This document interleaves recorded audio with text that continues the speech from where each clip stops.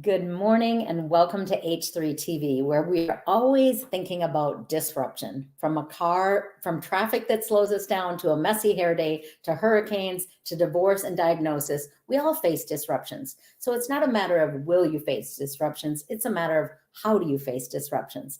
I'm Annie Meehan, a keynote speaker, consultant, and coach, and I love to bring you new guests with new ideas to fill your tool basket so you know how to deal with disruptions when they come and are prepared before they come. Today's guest is Jeff. So please help me welcome Jeff to the stage. Hey, Jeff, thanks for being with me. Hey, Annie, thank you so much for having me. I'm excited to be speaking with you. Absolutely. So tell us about you. Who are you? Where do you live? What do you do, Jeff? Well, if you're a fan of the movie The Jerk, then I was born a poor black child. No, I'm just kidding. I am a father of three, very proud father of three wonderful children, and a crazy pug named Duke. I live on Long Island, New York, a block from the ocean. I'm a self-professed beach bum. And to make a living, I am a sales coach and trainer. I work with both individuals and organizations internationally to help them do one thing and one thing only, increase their sales. And as I think you know, I'm also a stand-up comedian. Yes, I like it. We'll get some laughs, which is always good for us. So when you think of the word disruption, what comes to mind for you, Jeff? What do you think of when you think of disruption? Disruption makes me think of interruption. Anything that disrupts what I'm doing, what I'm trying to do, it's an interruption into my process, and I have a negative connotation to it. Disruption sounds like it's wrong or bad or something to be avoided if possible. I also have to include that disruption often brings something into your life that allows you to work through it and then grow and come out stronger on the other side. And I know that you and I have both been through a similar disruption. I know you were heavily affected by a hurricane down where you are, and I live in New York where Superstorm Sandy hit, and that was total life disruption. Yeah, I like the word interruption. I think that's accurate, Jeff. I think the biggest thing about disruption is it interrupts our routine. It interrupts our expectations. So I really like that you're the first person to use that word, but it's such a great fit. Disruption is about interruption to our regular. So is there a personal disruption that you've gone through in your business and in your life that really impacted you? I already previewed it. Yes. When Superstorm Sandy hit, so I live on a little barrier island just off the south shore of Long Island. You have to take a bridge to get here. And it's only 3 blocks wide. So there's the bay behind me and the ocean in front of me. And I'm right in the middle of the two. And the thing about hurricanes up here is that they often don't hit, or they're almost always predicted to, devastate everything. And it never does. I mean, you lose power for a few hours or something like that. But so that kind of prejudiced me about Superstorm Sandy, which they were saying was going to be horrendous and a direct hit and all that stuff. And myself and most of my neighbors were all like, yeah, we've heard this all before. However, when it hit, I got a call from a friend who was checking up on me because, my friends all know where I live, and it is really it's 3 blocks from the bay to the ocean. Are you okay? Are you okay? And I was laughing. I'm like, everything's fine. It's one more time when the experts are predicting the end of the world, and it's just not happening. In fact, I'm going to walk outside onto my deck right now and tell you that everything's okay. And I did walk out on my deck while I was on the phone, and I said, yeah, there's like an inch of water on the ground right now, and that happens in a heavy rain, so it's no problem. And as I was speaking to this person, the electricity went out. So we lost all power, which again, that happens. But I went out every 15 minutes just to take a look. And as it got darker and darker, I would go out with a flashlight, and the water kept coming up and up and up. I was looking at cars on the street and say, oh, it's about a quarter of the way up the wheel. Now it's half the way up the wheel. And then it started creeping up my steps. Yeah. Fortunately, it only made it up to the 3rd step, and I don't have a basement, so I didn't have any damage, but there was devastation everywhere. Anybody who had a 1st floor or a basement was wiped out. Any car that was parked on the street, wiped out. There was an aircraft carrier parked off Long Beach after a couple of days with helicopters flying over at night because there was all kinds of looting.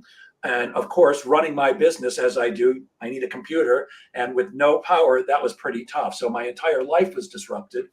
Yeah. I was very, very fortunate that my next door neighbor has a 2-family house, and he was living upstairs and had sent his wife and son away.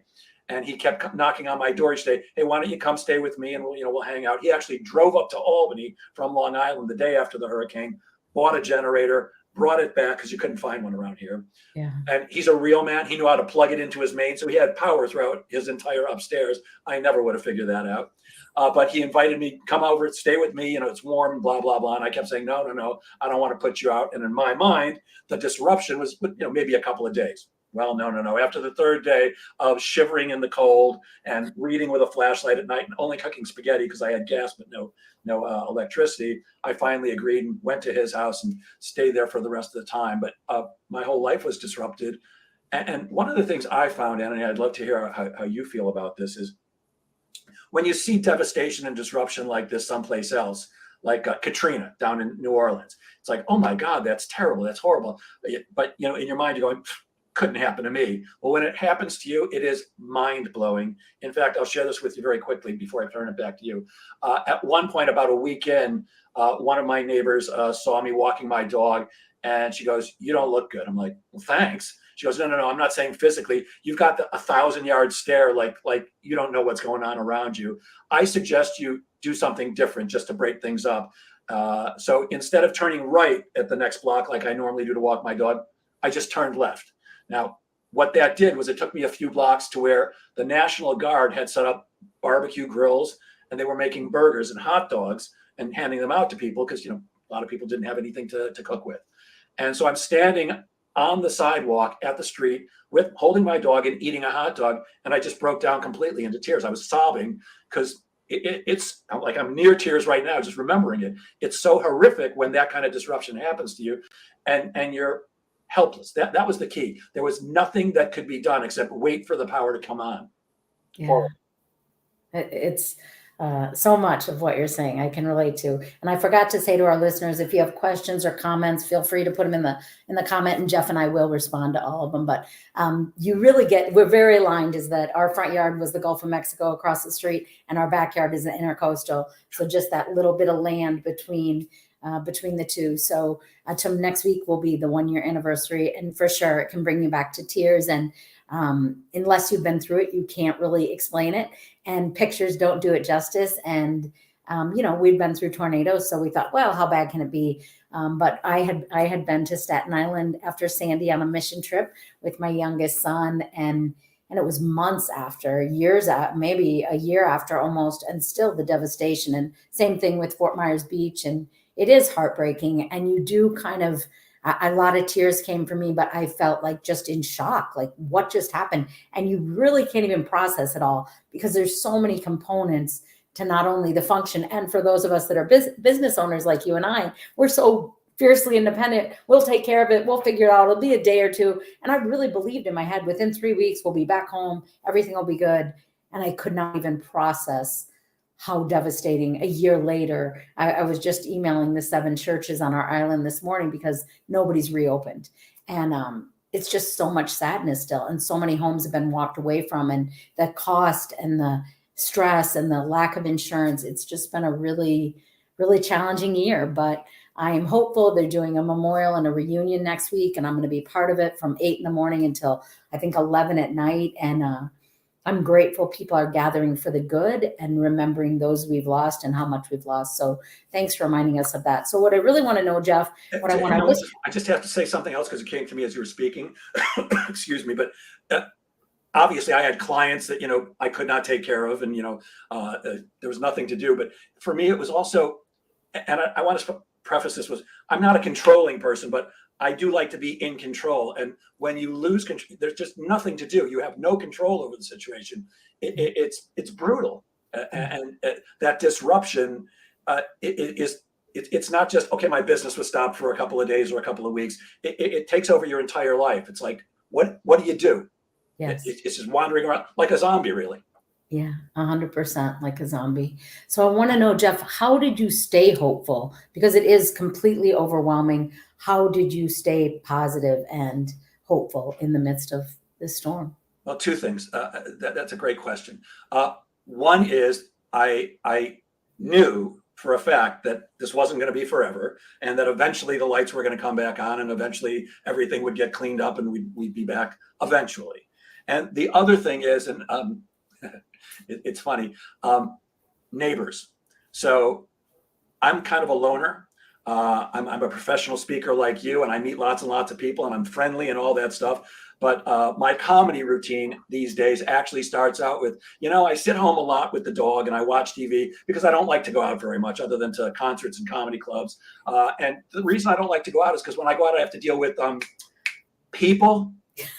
So I'm the kind of guy who walks through the neighborhood, hey, how you doing? Don't know anybody's name, they know my dog, I know their dog. But when Sandy happened, people just kind of came together and introduced, a neighbor up the block saw me walk my dog and said, hey, we've got a bunch of stuff in the freezer that's dying. Her husband was a fisherman. If you want to come over, we're making fish tonight.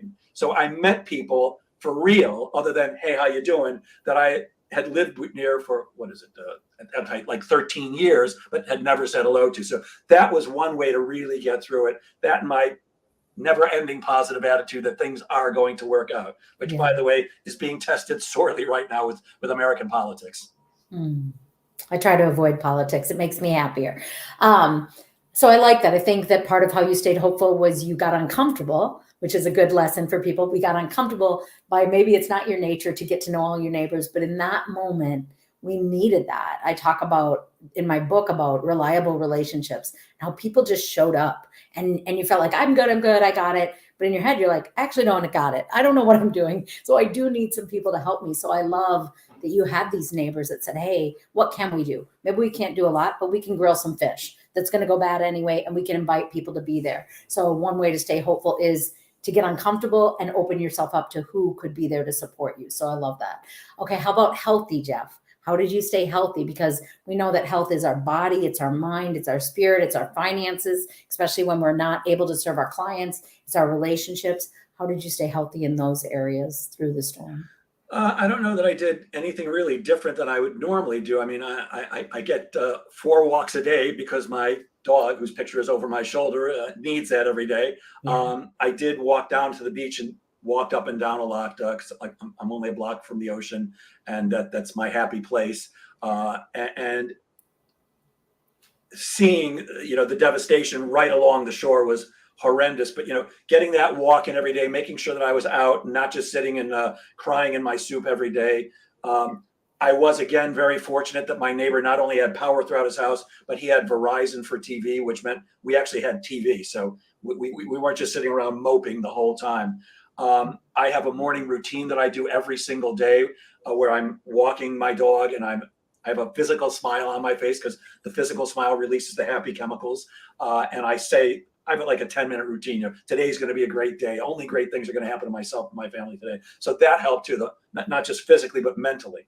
Yeah. Affirmation. I think walking the beach is such a good visual because after the storm, when I would walk the beach, I would think about, do I look to the left and see the dolphins and the water and the waves, or do I look to the right and see the devastation? And making that intentional choice to put barriers on and just look to the left and remember that I love the beach. Remember that I love the sand and the water and that there is good in the midst of such devastation. So, and I love that you have affirmation and mantras that you say because those totally change. You intentionally smile. One thing you're saying, Jeff, that I think is so important for our listeners is the intention of smiling, the intention of, walking in the morning, looking for the good in the midst of some really hard things, whether it's politics or news or hurricane or family dynamics, that is a choice that you get to make and that you're making. How about happy? So I know that you love comedy. So sometimes in the darkest times, we can find some humor and happiness. So what did you do through and during and since the storm to stay happy? Yeah. Well, that's actually an easy one because my belief, which doesn't make it true, but my belief is everything is a choice, including happiness. So I choose happiness almost all the time. Are there appropriate times to be sad? Yes. If a family member is sick or something like that, of course. But I believe that everything is a choice. So I choose happiness each and every day. It's intentional on my part. And one of the things that I have said to myself many times and to others is that I don't want to walk out at lunchtime, cross the street and go to the deli to get a sandwich, get hit by a car, and my final waking thought on this planet be, crap, I wasted my last morning on earth being pissed off about something that is just nothing. Because most things, I'm not saying that there's nothing that's important in this world, but most things are actually nothing. And look, I get triggered just like the next person, but I take responsibility for my own happiness. I believe that there's a big challenge for people who are like, I would be happy if fill in the blank. I had a better car, or a better husband or wife, or whatever the situation is. And the real key is choose to be happy regardless of the circumstances. Yes. I know I have friends who have a lot of money, way more money than I do. I mean, knock on wood, I do okay. That's what we Jews say. I do okay. But I have friends with lots and lots of money who are very unhappy. And I know some broke people who are the happiest people in the world. And I'm kind of in between. I often tell people I'm the happiest guy you know. And it is just a choice. I choose to be happy regardless of the circumstances. And I want your listeners to understand my circumstances are not always terrific. I've got an ex-wife. Thank goodness we've figured out how to get along for many years now, but it wasn't always that way. I've had times where I'm broke. I had a car repossessed once. Now, not recently, but I mean, I've been down on the balls of my ass, and that's really when you get tested. When times are tough and when situations are testing you, how do you remain positive and happy? Because knowing that there is an other side to that and choosing happiness is the key, as far as I'm concerned. I 100% agree with you. I think life is all about choices, and I think choosing happiness is way more fun. What did you just say? It was something I was like, oh, I love that. Happiness. You get up and you decide to be happy every day. Oh, I know. I was watching the Blue Zone this weekend. Have you watched that? Blue Zone? No. Do you know what it is? I don't. Okay, so it's a research guy that used to work for National Geographic, and he goes around to 5, I think, countries and finds 4 characteristics of those countries that have people living to 100 or more. And a lot of it is laughter. A lot of it is happiness. A lot of it is choosing its connection. So I know what I was going to say. You said, there's inappropriate times to be laughing and happy, like when someone's sick.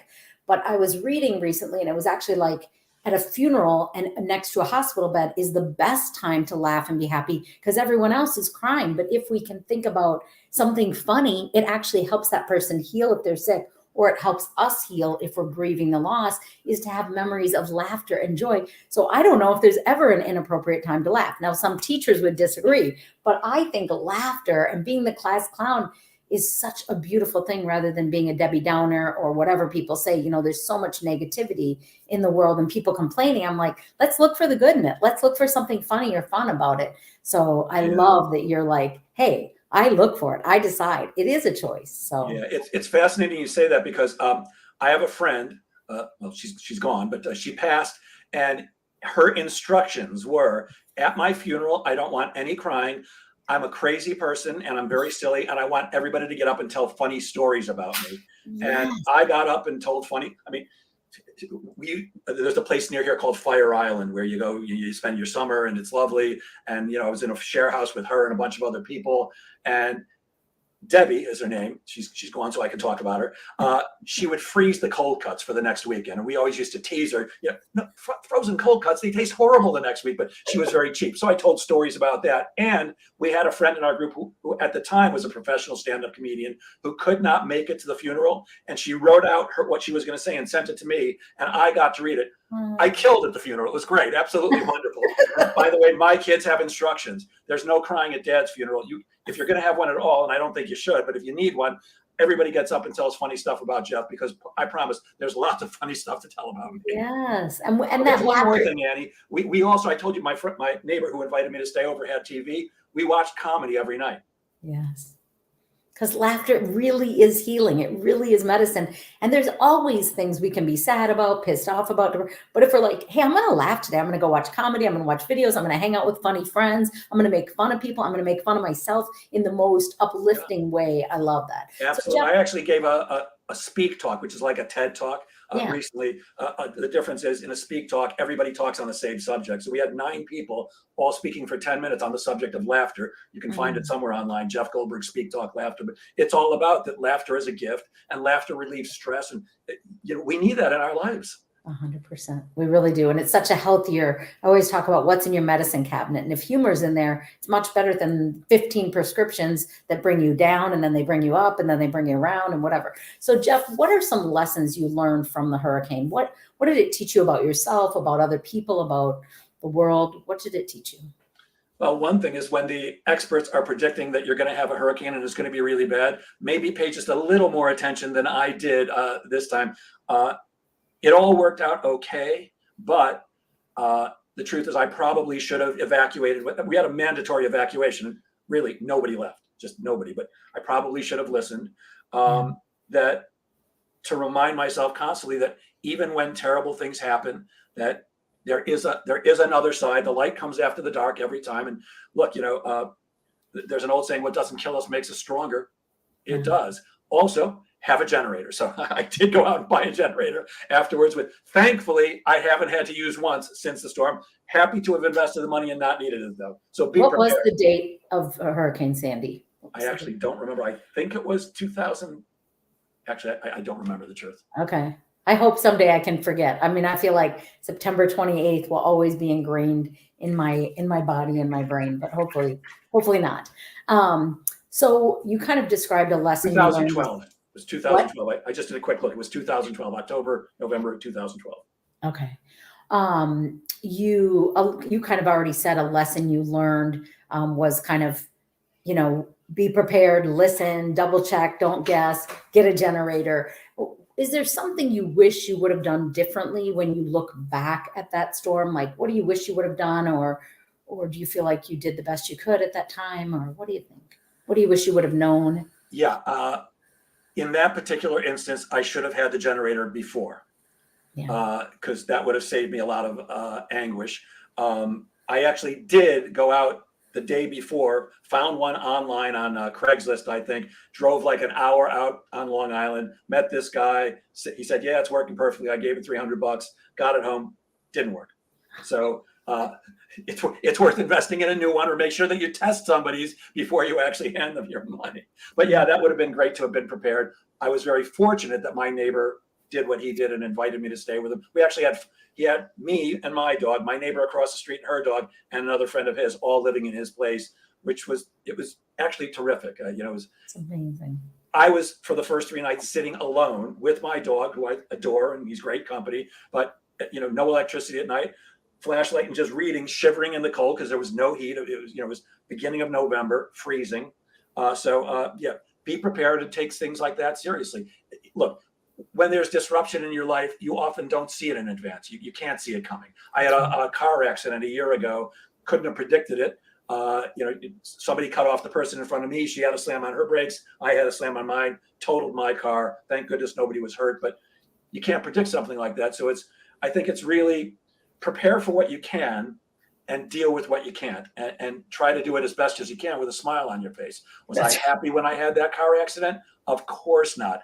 Did it disrupt my life for a while? Of course it did. Was I shaking from the thank goodness that I made it out of this with literally a scratch on my arm when the ambulance came? It was like, are you okay? I'm like, yeah, I don't know how, but I am. You sure you don't want to go in and be checked? I mean, so there's some things that you just can't predict. So when that stuff happens, it's deal with it with as much of a smile as you can, and realize that almost nothing is forever. Yeah. So Jeff, what are you doing? The lessons you've learned, the support you were given, how are you using what you've learned from this disruption to serve other people or other disruptions, car accident, divorce, hurricane? How are you using the lessons you've learned to serve others? Well, as I said, I do have a generator now to serve myself, but it's really, I think I'm better able to relate to others' challenges when they're going through them. Again, when you see it on TV somewhere else, like, oh, that's terrible. When you go through it, like I speak to people all day long, like you do, I know, and a lot. I'm very open about the fact that I'm divorced, and after a talk or an online program, people will contact me. Hey, I'm going through divorce too. Well, I'm happy to be an ear for them and give them any advice that I learned through that horrible event in my. There's a real disruption, divorce, a huge one. So it's like it's made me more empathetic and willing.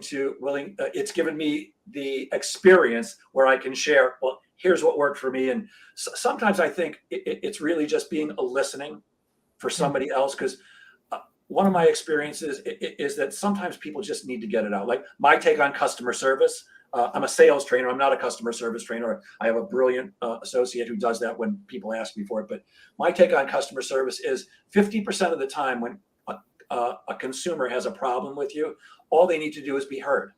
Just listening to them and saying, I'm sorry to hear that, solves the problem 50% of the time. So I try very hard to be a patient and empathetic listener, which is not my nature. It's not. So how do you think, when you look back over your life and whatever disruption you think of, or all of them that you've gone through, how have you chosen to soar above your disruptions? I have an idea about you, Jeff, but you tell us what you think. Well, one way, is certainly seeing the humor in almost everything.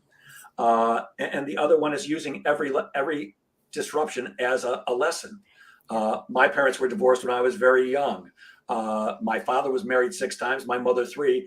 I kind of always knew that divorce was probably in my future. I didn't want it. My intention was we're going to be together forever and partners and raise our kids and all that stuff. But every incident teaches you one more lesson, which makes you more prepared to deal with it for yourself and to help others through it. Yeah.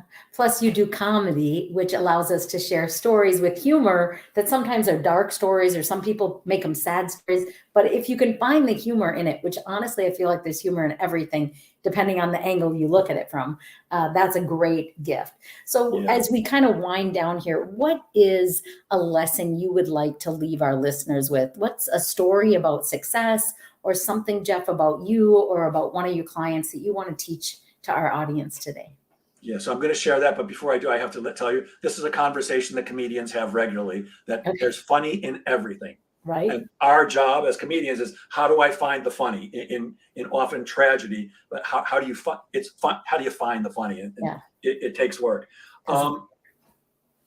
So the thing is really to remember that almost nothing is permanent, that our bodies are changing every second. I don't know the exact, I used to have the data on this, but your cells completely change every X amount of months or whatever it is, 2 years. Your change is a constant in life. The one thing that you absolutely know is there's going to be change. So you can either fight it or you can embrace it. And disruption is change too. So, I could have chosen to sat here in my house, crying for 2 weeks until the electricity came on. Or, I could accept my neighbor's generosity, which I'm the kind of person, I want to help you, but I don't need your help. I'm good. It really taught me, it's not weak to accept help, especially when it's being offered. And it's also not weak to ask for help when you need it. That was a hard lesson for me, because I want to be seen as a person of integrity, certainly, but I'm good. I'm all set. Don't worry. I'm silly, because we both know that there are no perfect people today, and it's okay to be upset, and it's okay to be hurt, and it's okay to have all that stuff. Again, choosing to be happy is a better choice, but sometimes you just got to go through it. So realizing that there are people out there who are probably either are going through the same thing or have gone through the same thing, and that they're willing to help and support you, and being willing to accept that help and support, that was a great lesson. And then it comes back to that, nothing's permanent. Nothing's going to last forever. Did it seem at the moment like, oh my God, this is devastation and what's going to happen? Well, 2 weeks later, we were kind of back to normal. I think there's a level of humbleness and humility to receive help. I very much would much rather give help and be generous and not need help and be Miss Independent. And so it is, you have to kind of humble yourself to receive. But in that moment of shock and unknown, and we're still displaced, our building is standing, but all the windows and doors are shot and the whole outside is, but our intention is to move back January 1st, but it's a journey. And when you're not a patient person and you're used to something needs to get done, I do it and I get on. It takes a level of humility and calm to just say, I'm going to receive help and I'm going to take one step at a time and I'm going to be happy in the process. So I love that intention. Yeah, I like the word you chose, humility, because when I was eating that hot dog that I'd been given by, the National Guard and crying, it wasn't really about, oh, poor me, that this is, this has happened to me. It was like, I can't believe I'm powerless. And it really is humbling. It's like, how could I be in this situation? Me. Everybody else, I get it. They weren't prepared. They don't know what to do. But how could Jeff, who takes care of other people, be like that? It is very humbling. And it kind of makes you realize that, we're a speck of dust on a bigger speck of dust floating through the universe. And, I think the only thing we can do is do the best we possibly can for ourselves, our families, and others every single day. And the rest is going to work itself out. Yeah. You remind me of so many moments, Jeff, of just somebody gave me a pair of shoes and I remember just sobbing.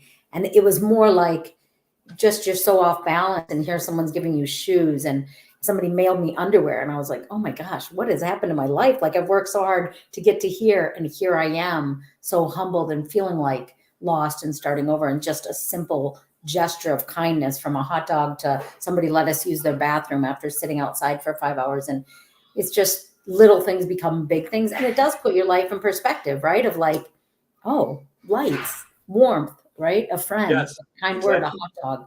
The Right. things we take for granted every day. And I'm sorry for laughing, but the comedian me, when you said somebody mailed me underwear, just kind of went crazy. So I get, trust me, I was saying like, I'm this excited about, and I didn't ask. Somebody just was like, I bet you need underwear. I was like, underwear, that's an amazing thing to have someone mail you when you're not really sure where you're going to live or what you're doing. Or yeah, it was like ground zero of starting over and going back to being a homeless person, which I had experienced younger and felt like, oh my gosh, I'm so far, not me. When you said not me, I was like, exactly. So that stuff happens to other people. I have organized my life in an orderly way and I feel in control. So Jeff, I know people are going to want to get to know more about you and about the work you do. What's the best way to get a hold of you or to connect with you? Well, they can certainly, excuse me, find me on LinkedIn, Jeff Goldberg, sales coach. I have a website, jgsalespro.com. That's also my email address, jeff@jgsalespro.com. And people can call me directly, 516-314-9037. If anybody's interested, I don't know who's in your audience, but I work with salespeople and entrepreneurs who have to sell as part of their job. I just recently introduced 2 new online sales training programs, one about prospecting, in other words, how do you get appointments, and then how do you sell, conversational selling skills. I just consulted with a marketing company. I really just introduced them 2 weeks ago. And the first thing the marketing company said was, you got to triple the price. You're pricing this way too low. So in the next week or so, I'm going to be increasing the price by 3 times. But if anybody in your audience is interested, just they can email me and I'll be happy to not only give them today's price, but if they do it within the next 48 hours, then I will give them 20% off that too. And it's going to go way up. Apparently, I don't know how to market online programs, and I'm getting some help with that. So if you're interested, if you need to know how to sell and you just don't, or you already know how to sell and you want to do it better, I'll give you a spectacular deal. Jeff@jgsalespro.com. Jeff, do you want to tell us, before we close out here, do you want to tell us one of your sales success stories? Somebody you trained or worked with that had great success? There's very, very few people that I've worked with that aren't having great success in sales. How about if I give you a sales tip? Would that help? How about that? That sounds great. We'll always Okay, take a sales tip. So for anybody who sells, I'm going to share with you my number one tip, period. Okay. Annie, I'm sure you know as a professional speaker that often when you're setting up in the beginning, before you're about to give a talk, people come up and they shake your hand and they, oh, Annie, I've heard great things about you. And I hear that too. Hey, Jeff, I've heard great things about you. And one of the things that somebody inevitably says to me is, I love a day like this. I love being trained because if I learned one thing, it was worth it. That's kind of what it's saying. If I read a book, I go to a seminar and I learn one thing, it was worth it. Personally, I don't think that's true. If you spend more than 10 minutes with me and you only learned one thing, you got ripped off and I shouldn't get paid. Just kidding. I'm still getting paid. But if people walked away with only one thing, it's the tip I'm about to give you right now. I hear a lot from people about getting ghosted. People who you've spoken with, they seemed interested, maybe even gave them a proposal, but they don't answer your calls, they don't answer your email. So here's the tip. It's called the BNAS, and that stands for Best Next Action Step. And it's a philosophy, and here's what it means. It's very simple. Never, ever leave a meeting or a phone call without setting up the next meeting or phone call right then and there. I'm going to repeat that because it's so important. Never leave a meeting or a phone call without setting up the next meeting or phone call right then and there. And I'll give you a quick example. The typical salesperson, and that includes a professional salesperson like me, an entrepreneur or solopreneur who has to sell as part of their job. Typically, a meeting would end like this. So let's say you were a vice president of sales, my typical client, and we just had a sales call, and I go, hey, Annie, if I was the typical salesperson, hey, Annie, this has been a great meeting. Here's what I think we should do. I'd like to go back to my office, think about everything we talked about, put together an outline of ideas on how we can increase sales at your company. And as soon as I've got that written up, I'll give you a call. We'll set up another meeting. I'll come back and share my ideas. And that way you'll have all the information you need to make an intelligent decision whenever you're ready. How does that sound to you? And I promise you, the Annie in that instance says, sounds good every single time. Because the only thing you agreed to was, it's okay with you if I go back to my office and write a proposal and then I can call you. You didn't say you take my call. You didn't say if I got you on the phone, you'd give me another appointment to look at my proposal. Just that you want to go back and do a bunch of work and write a proposal and call me, Jeff? Be my guest. A better way would be, hey, Annie, this has been a great meeting. Here's what I think we should do. I'd like to go back to my office, think about everything we talked about, put together an outline of ideas on how we can increase sales at Annie Co. And I'd like to come back and share those ideas with you next Tuesday at 3.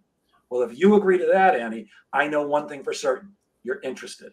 Because a busy executive like you, who's already given me some of her valuable time and has now agreed to give me more of her valuable time, she's interested. And not only am I dealing with an interested prospect, but I'm saving time off my sales process. Because if I do it the first way, I call you, I probably don't get you, I leave you a message, you leave me a message. If anybody called us during this 45 minutes or so that we've been talking, I'm not answering the phone. I don't think you are. So we play phone tag for a while.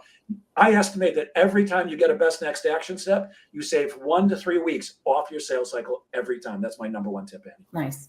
Perfect tip. I love it. Let's end on that. It's a great tip. And it also helps us stay hopeful, healthy, and happy when we get that next call and close that deal. So thank you for sharing, Jeff. Thank you for sharing part of your interruption. I appreciate your tips.